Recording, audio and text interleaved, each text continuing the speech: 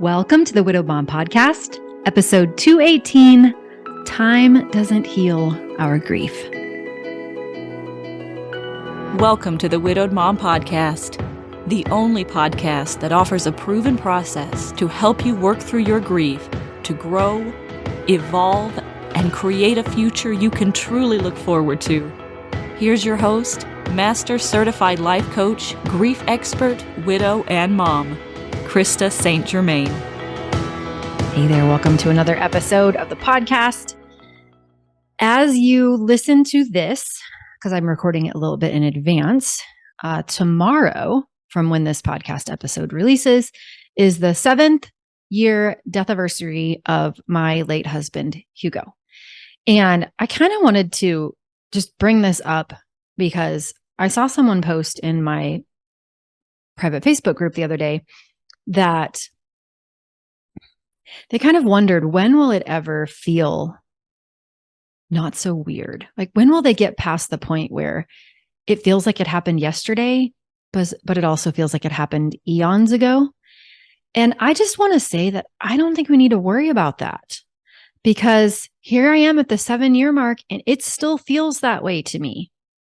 I'm living my life. I'm loving my life.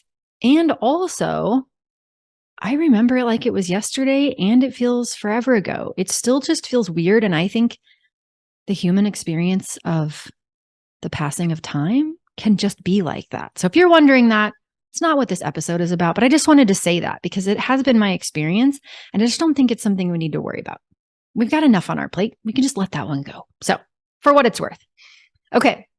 The other thing I want to tell you is if you have not applied for Mom Goes On, now is a really good time to do it, because we decided that if you apply during the month of July, which means today is your last day, you will get, just for applying and answering the questions, which doesn't mean you have to join, but you have applied and answered the questions and you get the training that explains Mom Goes On, explains the framework that we use, is such a powerful training in and of itself.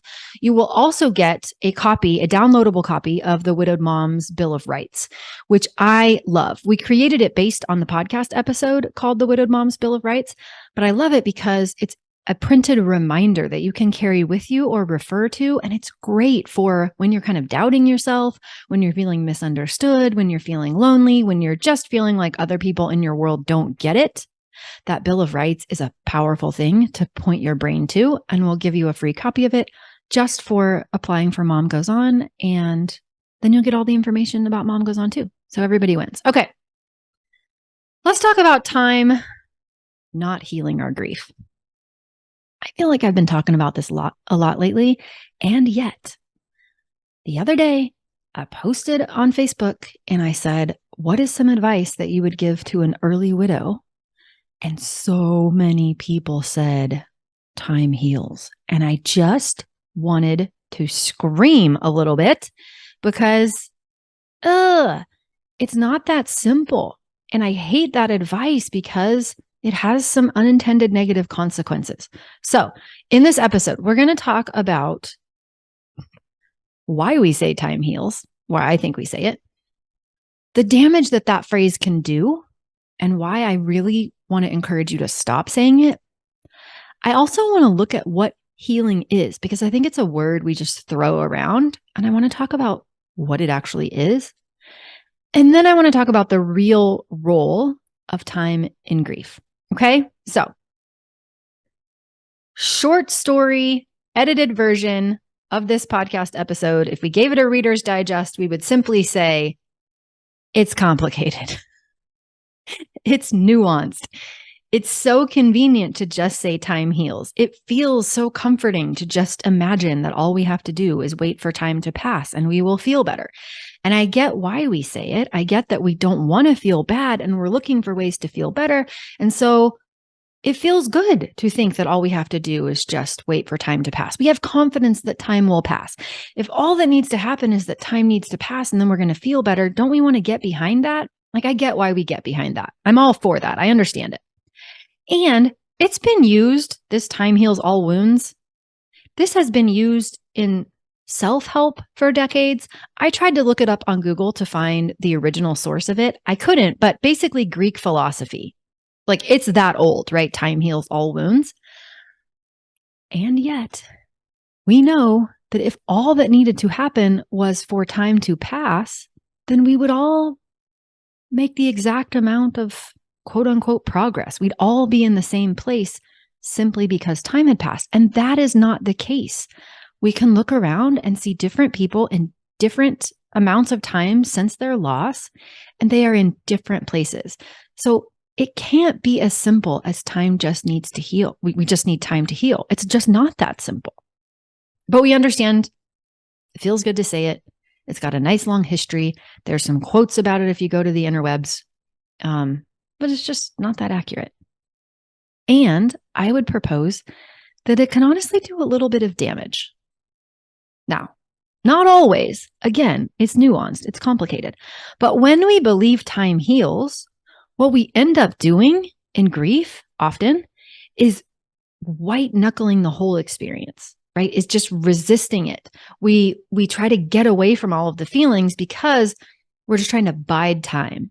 We end up using coping mechanisms that maybe help us in the short term, but create something we don't necessarily want in the long term. So maybe we just keep ourselves super busy so that we're distracted, right? Because we think time will just pass. And that's all we have to do is stay busy. I heard that so many times. Even I remember at Hugo's memorial service, people telling me, just stay busy. The first year is the worst. Just stay busy. As though busyness would somehow solve grief? Question mark. Some of us then turn to food, right, to distract ourselves from our feelings. Some of us turn to shopping to distract ourselves from our feelings. We have lots of ways we can distract ourselves from our feelings. And and it's not that it's wrong to distract ourselves, but sometimes it creates consequences we don't want. Sometimes I've seen people go traveling, for instance.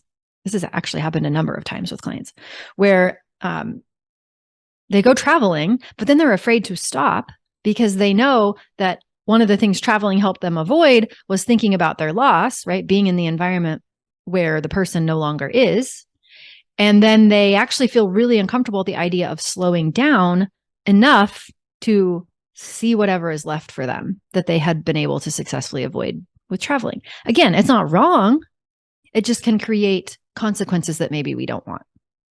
I like to think about it like a beach ball too. My teacher, Brooke Castillo, teaches it this way, which is when we're trying to avoid emotion, it's like shoving a beach ball under the water. You can do it temporarily. It takes a lot of energy and effort. You can do it, but also eventually you get tired. And when you finally get tired and let go, the beach ball will come up with great force and perhaps smack into you. And a lot of us are doing that unnecessarily because we're believing time will heal. And so we're just kind of shoving whatever it is under the water so that time can pass and resisting whatever it is, not looking at it and adding energy to it. And then eventually it's going to come up and smack us. Also, when we believe that time heals, it can make us a little less passive than we might want to be. It can make us advocate less for the kind of support that we want than we might otherwise be if we didn't believe time healed. Like if we fully just believed, okay, I'm responsible for getting myself where I want to be now that this loss has happened and time's not going to do that for me, we might be a little more assertive in how we advocate for ourselves in whatever that means for us. Different resources for different people. But if all we think is just, oh, I just got to lay low until time passes, it makes us a little more passive. I'm not loving that. You've heard me probably talk about the dual process model of grief, distraction, immersion. But it's worth bringing up again here because if we understand it, we can use it to our advantage. If we don't, and we're buying into the myth that time heals, then we can lean a little bit too much into distraction. So dual process theory of grief teaches that there's essentially two buckets of activity. So there's grief related activity and there's non-grief related activity. So the work, quote unquote, of grief and respite, things unrelated to grief. And so oftentimes we think, well, I've got to do all the work of grief. Or we fall into the other binary of, I just need to let time heal and just distract myself as time does something magical. And really, neither one is all that useful. Forcing ourselves to only do the work of grief and then also going into the binary where we're just avoiding and waiting for time to pass isn't what the dual process model teaches, helps us. What the dual process model of grief teaches is that it's the back and forth that helps us. It's the doing the work of our grief, thinking about our loss, coming to terms with it, doing the stuff related to the loss, and then also distracting ourselves. So it's immersing and distracting, and immersing and distracting.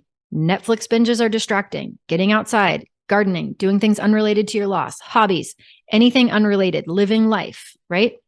Back and forth, back and forth. If we're believing time heals, then we tend to drift too far into distraction, too far into the respite bucket, when what we really want to do is go back and forth, back and forth. Okay. So that's why I think we say this time heals thing. Makes us feel better. We've been saying it that way for eons, since Greek philosophers. And why I think it's not helpful for us to say, right? It actually makes us white knuckle. It makes us less likely to learn how to feel our feelings. It makes us more passive than we might want to be, less able to advocate for ourselves. It might have us drifting too far into distraction, right? When we really want to be going back and forth, dealing with the grief of, avoiding it, back and forth, back and forth. What I really want to question, though, is a word we don't often question, which is healing. Like, what does that even mean? Have you ever thought about that? Sometimes I like to question words that we just throw around commonly, because we don't all have the same definition of what that means. Healing. So I wonder what your definition of healing is. Have you ever considered it? You can stop. If you want to stop and consider it before I tell you mine, you can. But I'm about to tell you mine. Okay. I think typically what people think of when they think of healing is they relate to healing as though it means something happens, like you get a cut, and then you get stitches on that cut, and then that part of your body is no longer wounded, right? It's like it didn't happen. It something broke, we fixed it, and now it's like it was before. But I don't think that's a useful definition of healing. I don't think healing is really equivalent to the same as it was before, especially when it comes to grief and loss. We for sure are not ever going to be the same as we were before. That doesn't mean we aren't going to be happy. That doesn't mean we can't love life again. That just means we're always changing and we're always different after things happen in our lives. It's just the way it is to be a human. And really, honestly, would we want to not be changed by the death of our person? No, probably not. So the way that I want to encourage us to think about healing is I wanted us to use the word integration, right? Let's use healing and integration as equivalent words, which means we're not going to be the same as we were before, but we are going to decide on purpose what we want to think of what happened, what we want to think about our future, who we want to be given what happened, how we want to live considering what happened. We do get to take what happened and, like a new color of thread in a tapestry, weave it in to the fabric of our lives. When I was, I don't know, my late 30s, went on a camping trip, was with my mom. We were riding four-wheelers. She wasn't very confident on her four-wheeler. And we got to a part of a mountain pass where it was too high to cross over because there was a bunch of snow. And so I got off my bike and I turned it around, and I turned around my bike, then I got off of it because that would be interesting.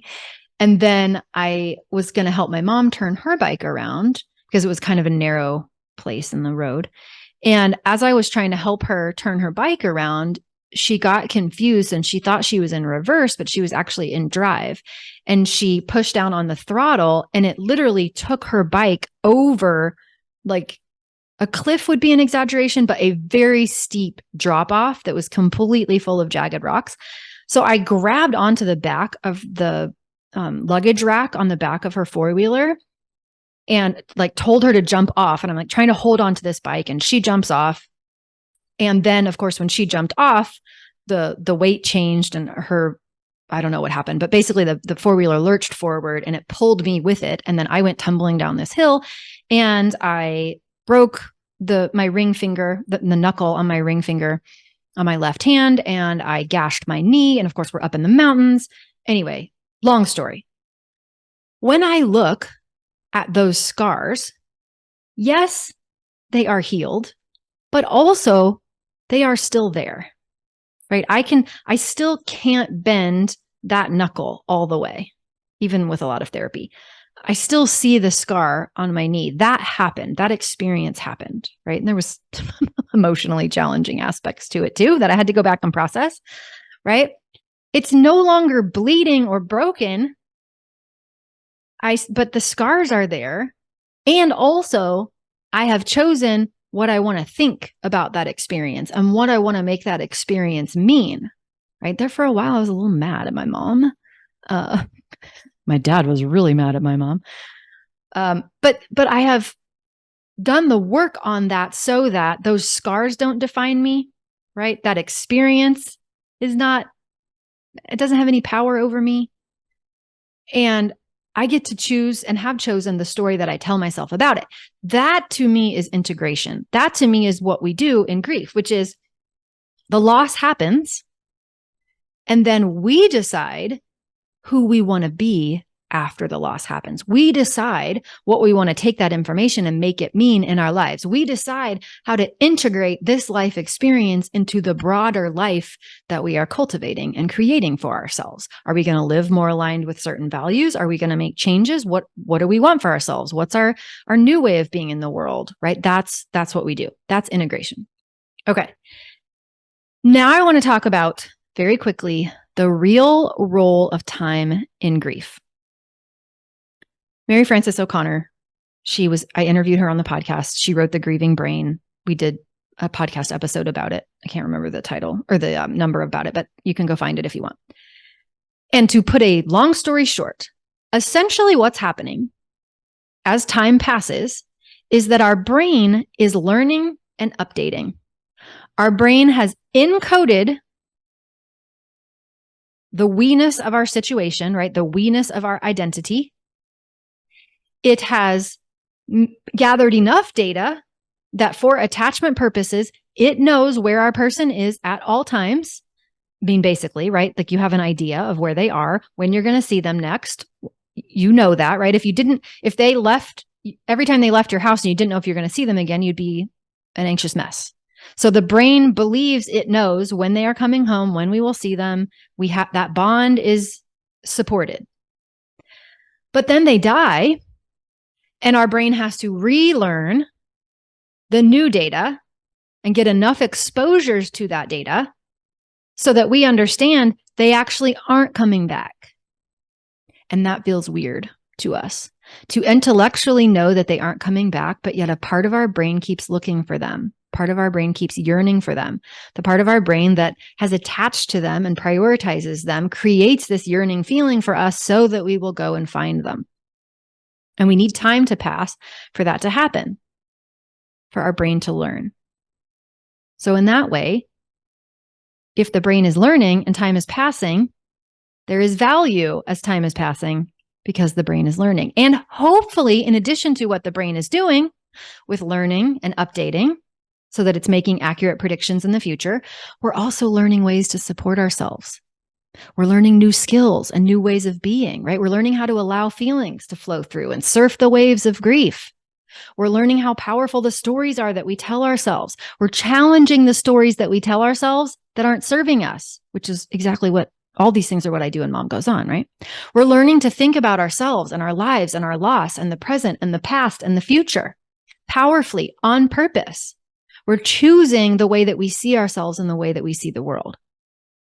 We're thinking about who we want to be, deciding who we want to be, reconsidering our values, reconsidering our purpose, looking at what do we actually want next? Is it safe to dream again? We're learning that skill as time is passing. We're consciously, intentionally authoring the next chapter of our human life instead of being a victim to years of unconscious patterning, right, that exist in our mind and in our nervous systems.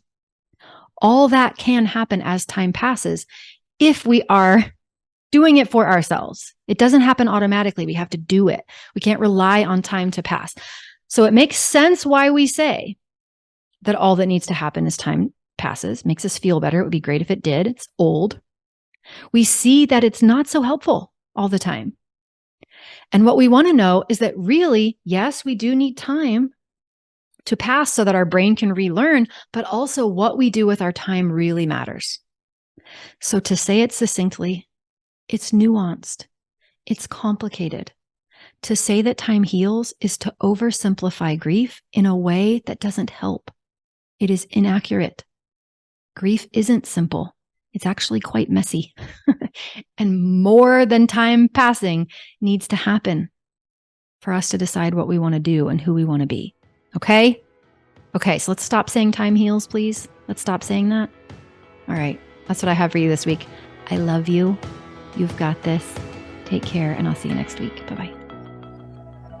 If you like what you've been hearing on this podcast and want to create a future you can truly get excited about even after the loss of your spouse, I invite you to join my Mom Goes On coaching program. It's small group coaching just for widowed moms like you, where I'll help you figure out what's holding you back and give you the tools and support you need so you can move forward with confidence. Please don't settle for a new normal that's less than what you deserve. Go to coachingwithkrista.com and click Work With Me for details and next steps. I can't wait to meet you.